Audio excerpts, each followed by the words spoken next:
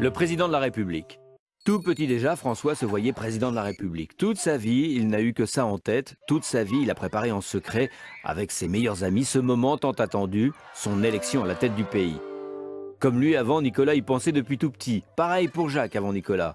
Il faut dire que pour devenir président de la République, il faut sacrément être sûr de sa force et croire en soi. Parce que le président de la République, c'est le successeur des rois de France. Il a beaucoup de pouvoir. Pas autant que les rois quand même, mais bien plus que de nombreux chefs d'État étrangers. On dit même que la France est une monarchie républicaine.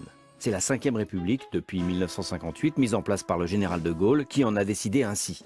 Avant, sous la 4e République, le président n'avait pas beaucoup de pouvoir. On disait, pour se moquer de lui, qu'il inaugurait les chrysanthèmes, qu'il passait son temps à décorer des anciens combattants. Le général de Gaulle trouvait qu'il fallait un vrai chef. Parce qu'en France, on adore discuter politique et se disputer. On n'est pas très discipliné comme peuple. Alors il faut qu'un chef avec beaucoup de pouvoir soit à la tête de l'État. Parce que comment voulez-vous gouverner un pays où il existe 300 sortes de fromage? Seulement voilà, comme nous sommes en démocratie, si l'on donne beaucoup de pouvoir à un seul homme, il faut qu'il soit élu directement par le peuple. Tous les 5 ans, on procède donc à l'élection présidentielle. Le nom de ce mode d'élection est très compliqué, suffrage uninominal direct à 2 tours. Mais en vrai, c'est très simple comme élection. Un électeur égale une voix.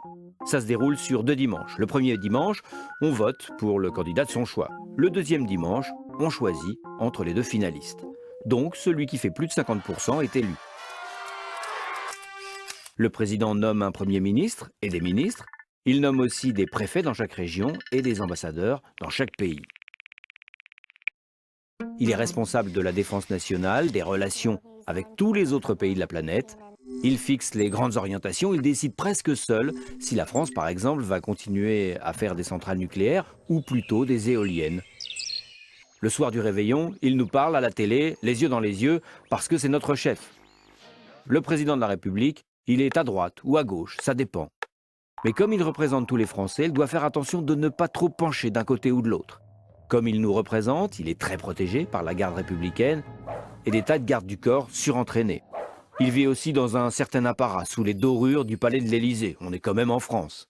Alors si toi aussi tu rêves, comme Jacques, Nicolas ou François, de devenir un jour président ou présidente, il n'y en a jamais eu, travaille plutôt à être bon élève, à te faire le plus de copains possible, parce que le chemin est long avant d'atteindre l'Élysée et tu n'es pas seul à tenter l'aventure.